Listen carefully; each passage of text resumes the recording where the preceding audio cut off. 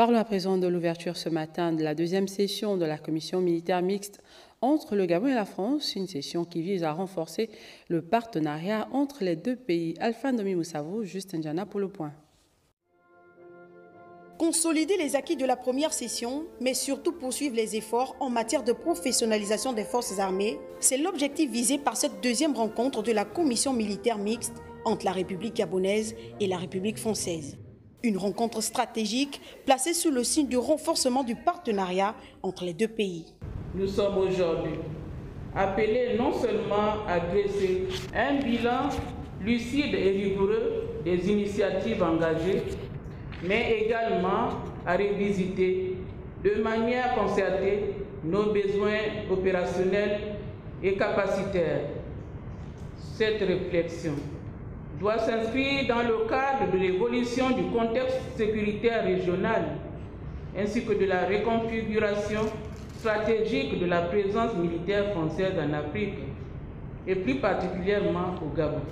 Pour le ministre gabonais de la Défense, cette session revêt une importance particulière. La présente réunion, en alignement de la vision partagée de leurs excellences, Brice Clotaire Oligui Nguema, président de la République gabonaise, et Emmanuel Macron, président de la République française, se veut un espace privilégié de dialogue stratégique et prospectif, porteur d'une dynamique de redéfinition de notre coopération bilatérale aux exigences nouvelles et aux défis émergents. Les travaux se poursuivront sur 2 jours et vont déboucher sur un plan d'action commun visant à répondre aux objectifs actuels et futurs en matière de défense et de sécurité. Entre-temps, le ministre des Affaires étrangères échangeait avec le consul honoraire de la République tchèque. Au menu de cette rencontre, les questions liées à la coopération bilatérale. On fait le point avec Sheila Mebale et Evariste Noutoum. Au menu des échanges entre le chef de la diplomatie gabonaise et le consul honoraire de la République tchèque au Gabon, les félicitations officielles de ce pays ami adressées au peuple gabonais et à ses autorités pour le bon déroulement du processus électoral et l'élection du président Brice Clotaire Oligui Nguema. Un geste diplomatique salué par la partie gabonaise comme un signe de reconnaissance et de maturité politique du pays. À la fin de l'année passée, haut représentant de notre gouvernement ont trouvé d'accord avec les plus hautes représentantes du gouvernement gabonais que la République tchèque veut coopérer avec la République gabonaise. Et on a commencé à préparer concrètes conventions bilatérales et concrets projets entre société tchèque et société gabonaise. Au cours de cette audience, le consul honoraire a profité de cette rencontre pour transmettre une invitation officielle des autorités tchèques à l'endroit du gouvernement gabonais. Une démarche qui s'inscrit dans la volonté de renforcer la coopération dans les domaines d'intérêt commun, notamment l'économie, l'éducation et les échanges culturels. À cause des concrets projets, on a posé ici projet de réhabilitation de l'aéroport, coopération avec sociétés qui peut aider avec transport des populations gabonaises. Même chose à domaine de santé publique. Cette rencontre marque une nouvelle étape dans le rapprochement entre le Gabon et la République tchèque, illustrant l'engagement des deux pays à œuvrer ensemble pour un partenariat dynamique et mutuellement bénéfique. Tessil Abadi, Hermani Mongo a échangé autour des sujets susceptibles d'un accompagnement et appui de l'Union européenne à son département ministériel. Je souhaitais rencontrer Monsieur le ministre pour faire un point de situation, à la fois sur les réformes et sur la préparation aux prochaines échéances électorales, mais plus spécifiquement aussi sur les orientations de l'accompagnement de l'Union européenne qui est en place depuis quelques mois et qui a vocation à se poursuivre. Donc je suis venue chercher un petit peu d'inspiration, voir quels sont nos acquis et quelles seraient les priorités pour nos activités au cours des prochains mois. Il faut noter que Bruxelles et Libreville sont liées en coopération depuis de longues dates. La diplomate européenne et le membre du gouvernement ont identifié ensemble les besoins du ministère afin de mettre en place un comité de pilotage entre le ministère de l'Intérieur et celui de la réforme et l'UE pour un appui dans le processus électoral à venir. Vous suiviez à l'instant l'audience que le ministre de l'Intérieur et de la décentralisation a accordée à l'ambassadeur de l'Union européenne au Gabon. Pour le point. Le troisième conseil interministériel sous la coordination du vice-président du gouvernement, Alexandre Barrot-Chambrier, a voulu aller vite dans la mise en œuvre de la feuille de route du président de la République, chef de l'État, chef du gouvernement, Brice Clotaire Oligui Nguema, qui a instruit les ministres de marquer une rupture visible avec les lenteurs et les inerties du passé, en exigeant à tous un changement profond et mesurable dans la vie des Gabonaises et des Gabonais. Cet après-midi de mardi, Barrot-Chambrier et son équipe ont examiné en express, dans l'imminence d'un conseil des ministres, 10 projets de texte, dont 8 projets de loi et 2 projets de texte en lien avec la création, l'organisation et le fonctionnement des fonds stratégiques agricoles pour l'énergie et l'eau, pour l'habitat et le logement, pour les infrastructures, le développement de la pêche et l'aquaculture. Le projet de loi sur les partis politiques n'a pas été en reste, tout comme la loi sur la répartition des sièges électoraux des députés et sénateurs. Les travaux de ce mardi ont également passé au peigne fin l'accord sur le Centre international des mangroves, les modalités d'intervention et les moyens de mise en œuvre du service de recherche et de sauvetage des aéronefs en détresse. 5 communications ont été également enregistrées, parmi lesquelles celle relative à l'organisation d'examens session 2025, à la conduite de l'action extérieure de l'État et à la situation de la Poste SA, un établissement de l'État en perte de vitesse qui a besoin d'un véritable ballon d'oxygène. Tous ces dossiers seront soumis à la très haute attention du chef de l'État, Oligui Nguema, lors du Conseil des ministres prévu dans les prochaines heures. Vous suiviez à l'instant le point du Conseil interministériel qui a eu lieu en début d'après-midi. Et dans le cadre de la Semaine nationale de l'environnement, un atelier a été organisé par le Clean Air Task Force, un atelier qui vise à réduire les émissions de gaz à effet de serre. Laris Calor et Bertin Osaga. Cet atelier a pour objectif principal de valider et présenter les résultats des estimations nationales des émissions de méthane dans le secteur du pétrole et du gaz. Une partie de notre travail ici, c'est d'essayer de mieux comprendre quel est le niveau d'émissions de méthane, justement, qui sortent du secteur pétrolier et gazier. C'est un gaz qu'on ne peut pas sentir, on ne peut pas le voir, il est invisible et en fin de compte, il est puissant en ce qui concerne la capacité de polluer, parce qu'il peut polluer 30 fois plus que le CO2. Et donc, c'est pour ça qu'on y fait beaucoup d'attention. Pendant ces moments riches en partage d'expériences, un outil spécifique a été présenté, le COMAT. Il comptabilisera des émissions de méthane et propose également des mesures d'atténuation adaptées en fonction des données recueillies. Ces évaluations, évidemment, il faut dire qu'elles sont à 2 niveaux, parce que la particularité du travail qui va être présenté, c'est qu'ils ont utilisé un autre logiciel, qui est l'outil COMAT, qui est un logiciel nouveau pour le Gabon, mais par le passé, nous utilisons une autre application qui est celle recommandée par le GIEC, donc qui est IPCC. Donc le but ici pour nous de se faire une comparaison pour voir s'il y a un rapprochement entre les 2 méthodes d'évaluation des émissions de gaz à effet de serre, notamment du méthane. Cet atelier organisé par le Clean Air Task Force a pour enjeu principal de proposer des solutions pour réduire les émissions de gaz à effet de serre. Ces données vont constituer un outil d'aide à la décision pour notre pays qui s'est engagé dans un programme national d'atténuation de ces émissions. Et lors de sa récente mission dans le Wolontem, le ministre des Travaux publics et de la Construction a visité des stations de pesage de Ndjolé et de la Lara, ainsi que le site prévu pour la construction de la station de Bitam. Le membre du gouvernement a été s'imprégner des réalités de terrain dans cette partie du pays. Betty Andjembe, lui, Bestar Ninyongo.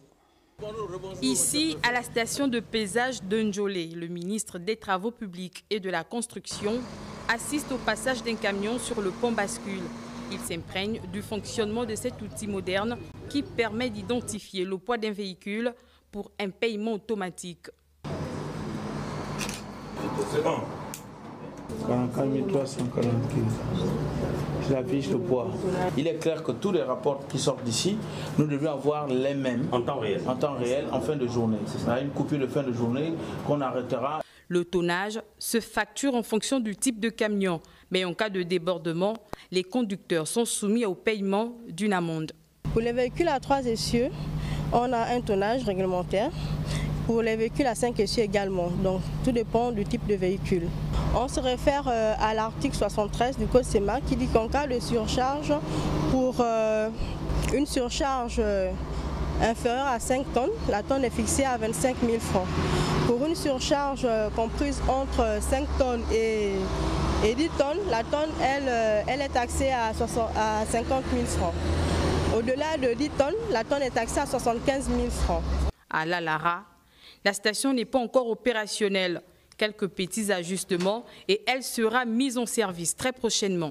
Une structure internationale qui doit construire une station de pesage, des stations de pesage et de péage à Bihi, à Mindik, réhabiliter la station de l'État qui est à La Lara et à Medouman. Nous avons déjà engagé la procédure sur 8 stations, mais la perspective globale, c'est de construire 56 stations sur toute l'étendue du territoire national. Il s'agit ici de s'inscrire dans une nouvelle logique qui consiste à construire et créer la richesse. Construire et créer la richesse par le biais des infrastructures routières, donc la construction des stations de pesage et de péage. Le site qui va servir à la construction du pont bascule de la ville de Bitam est stratégique. Il est situé à la sortie de Mivoul, Eboro et Meyoké. Et dans le prolongement des visites qu'il entreprend depuis plusieurs jours déjà, le ministre de la Communication et des Médias a fait l'immersion ce matin dans les services du ministère relevant de sa compétence. Objectif de Paul-Marie Ngonjou, apporter des solutions urgentes. Patrick Simangoy, Rodrigue Simangoy, Sarah Zang pour le point. Conscient de l'ampleur des transformations à opérer dans le département ministériel dont il a la charge depuis le 8 mai dernier, Paul-Marie Ngonjou a fait ce mardi 3 juin 2025 un état des lieux complet des conditions dans lesquelles travaille le personnel en service au ministère de la Communication et des Médias chargé de la Poste. Guidé par Madame le secrétaire général du ministère et Madame le directeur général de la Communication, le ministre de la Communication et des Médias a voulu ici donner des réponses aux attentes urgentes de ses collaborateurs dans la mise en œuvre et le suivi de la politique du gouvernement en matière de communication et de médias. Le ministère de la Communication étant responsable de la promotion de l'image du pays à l'étranger et de ses valeurs culturelles, Paul-Marie Ngonjou tient à ce que son personnel soit logé à la meilleure enseigne pour plus d'efficacité. C'est un bâtiment qui a déjà qui a bientôt une 60aine d'années et qui nécessite effectivement d'avoir des réajustements, un rafraîchissement et il y a des services qui sont occupés par les services du collègue de l'économie numérique. Donc ensemble, nous allons voir comment donner un coup de fraîcheur à ces bâtiments parce qu'il faut que nos collaborateurs, il faut que les fonctionnaires gabonais travaillent dans des conditions correctes. C'est le minimum qu'on puisse leur offrir de manière à ce qu'ils soient productifs. On sera moins exigeant quand ils seront dans des conditions difficiles et plus exigeant quand ils seront dans des conditions correctes. Donc nous allons effectivement nous atteler à cette tâche-là. Voilà en fait les raisons pour lesquelles j'ai voulu faire le tour et puis pour que le ministère de la Communication soit au niveau qu'il doit être. Des services de la Direction générale de la communication à ceux des ressources humaines, des archives et documentation, du patrimoine, du système informatique, de la direction administrative de la Poste, du secrétariat général et de la cellule de production audiovisuelle du ministère de la Communication et des Médias, qui est une structure d'appui à la communication du ministère et du gouvernement, pour ne citer que ces services-là, des solutions doivent être apportées en termes d'amélioration et de plus-value. La visite inopinée de ce matin s'inscrit dans le prolongement de celle déjà effectuée par le ministre Paul-Marie Ngonjou dans quelques entités sous tutelle. Et ce communiqué, le ministère de l'économie numérique, de la digitalisation et de l'innovation informe qu'une rencontre avec l'écosystème des startups numériques se tiendra ce jeudi 5 juin 2025 à 14h à l'amphithéâtre de la BAC sous la présidence de Monsieur le ministre Marc-Alexandre Douba. Cette rencontre a pour objectif de renforcer la collaboration entre le gouvernement et les acteurs du numérique.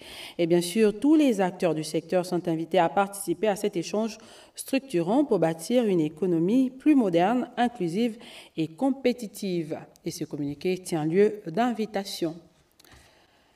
Le Gabon est résolument engagé dans le processus de transfert de technologie, d'où cette série de rencontres entre le représentant du Centre gabonais de l'innovation, de ceux de Tulip Industries avec le ministère de la Santé, des rencontres soldées par une signature de protocole d'accord entre le Gabon et ses experts internationaux. Yves Oyono, Médaringeng pour le point. Le Gabon est résolument engagé dans le processus de transfert de technologie en matière de drones et d'infrastructures technologiques, d'où cette rencontre entre les représentants du Centre gabonais de l'innovation et ceux de Tulip Industries, entreprise basée aux États-Unis. L'objectif pour nous, c'est de veiller à ce qu'au Gabon se fasse ce qui n'a jamais été fait, pour qu'on trouve du travail, de l'emploi, mais surtout qu'on participe au développement de la société gabonaise avec des projets impactants. La signature de ce protocole d'accord entre le Centre gabonais de l'innovation et Tulip Industries marque l'entame d'un partenariat majeur. Un protocole pour la collaboration entre la Guinée, Tulip Industries, et puis la République gabonaise aussi au niveau de la technologie.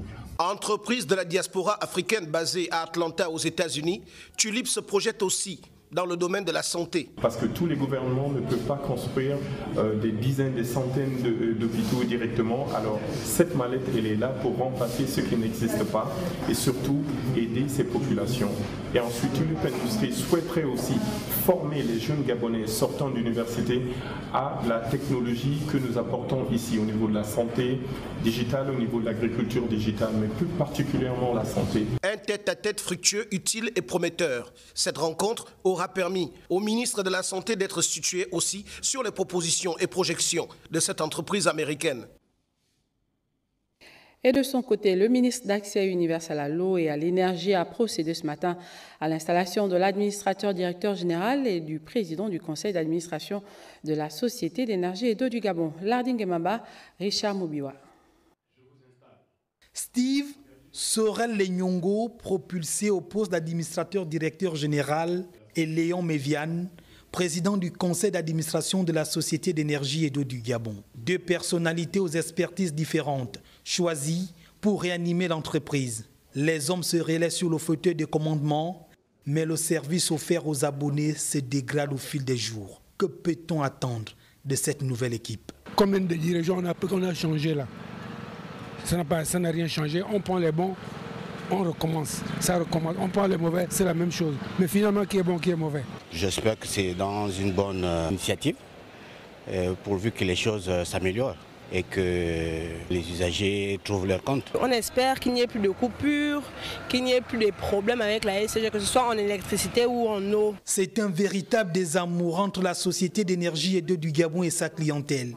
L'eau et l'énergie, une question de souveraineté nationale. On n'a pas le devoir d'échouer, on n'a pas le devoir de dormir. On a la responsabilité de faire en sorte que cet outil soit vivant, soit bien portant, soit équilibré, soit géré de manière orthodoxe.